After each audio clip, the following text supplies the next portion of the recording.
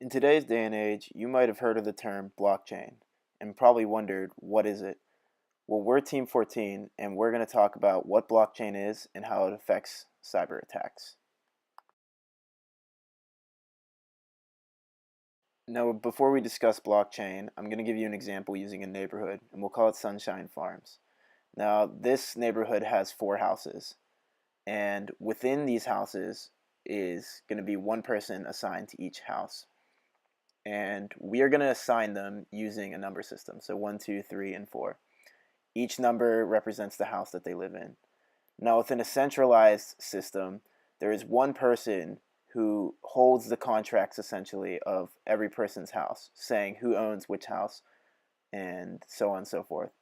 But the issue with this is if an imposter or someone were to, let's say, get rid of someone in the house and steal his identity, he could potentially bribe or get access to the contract system, thus causing no one to really be able to tell who owns that house. Since no one else in the farms knows that number 2 actually owns the house, it makes the system very corrupt. However, with a decentralized and distributed system, we're going to use the same examples with 1, 2, 3, and 4. Instead of one person knowing it, everyone's going to know who owns which house, and everyone's going to have a contract within their house that states who owns a certain house. And I'm showing you here based on this little quick diagram with the green arrows pointing to see that everyone is linked together within this.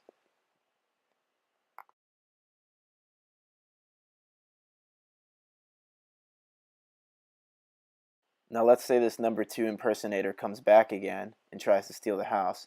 Now everyone else in the neighborhood is going to say no because he knows that he doesn't own the house, thus getting rid of that issue and thus having it that the person will keep his house. However, if the person wanted to sell his house, then everyone else would know that the sale had been transacted and now they can update their contracts that way to prevent any future attacks or steals. This is known as a distributed ledger system, and this will become very important within blockchain. So a blockchain can be described using the representation we've drawn. What we have here is a set of blocks in a line. Each block consists of 3 parts: the data value, the key value, and the previous key value. The previous key value is the same as the key value of the block that precedes it. So essentially, these blocks are chained together by that value. Now, if someone tries to change the value of the data in the second block, it would also change its key value. Because this value doesn't match the previous key of the next block in the chain, it is easy to see that the block has been tampered with. Now, the key value in a blockchain can't be just any easy value that can be copied. It needs to be assigned using a function. A cryptographic hash function is used for this. Essentially, we have an equation which will just say it is f of x here that will encrypt the value of x and give a result of a very long value using numbers and letters. The value is very specific to x. So if you took f x dot, then it would give you a completely different value that is virtually impossible to compare.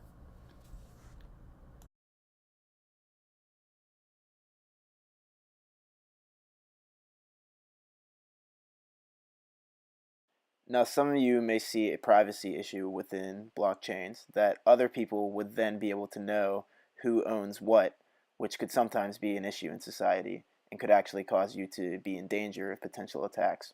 But in order to stop this, instead of being represented by a person, you are replaced with a cryptographic hash function. And so instead of you, it just shows a value to other people. It still represents you according to the system, but normal people won't be able to figure out that that is your exact identity. They just see a set of letters and numbers that associate to a value. However, they also aren't able to copy this value because you have to have the exact information of you in order to copy it.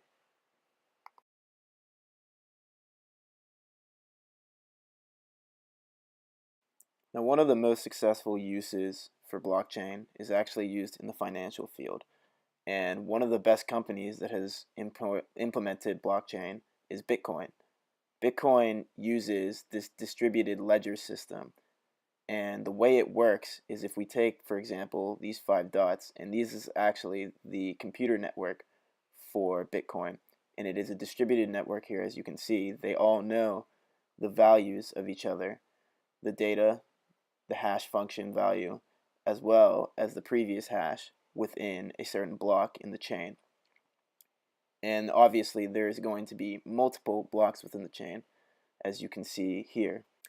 Now, within a normal good transaction where someone wants to send, let's say, 1 Bitcoin to the other, which we will represent here with these blue blocks, each transaction is recorded in each computer. That way, everyone knows that the transaction occurred. But if we were to have a hacker transaction, let's say someone wants to send 1 Bitcoin but ends up getting 3 because he kind of cheats the system. Now, with a hacker transaction, you will be represented with the red.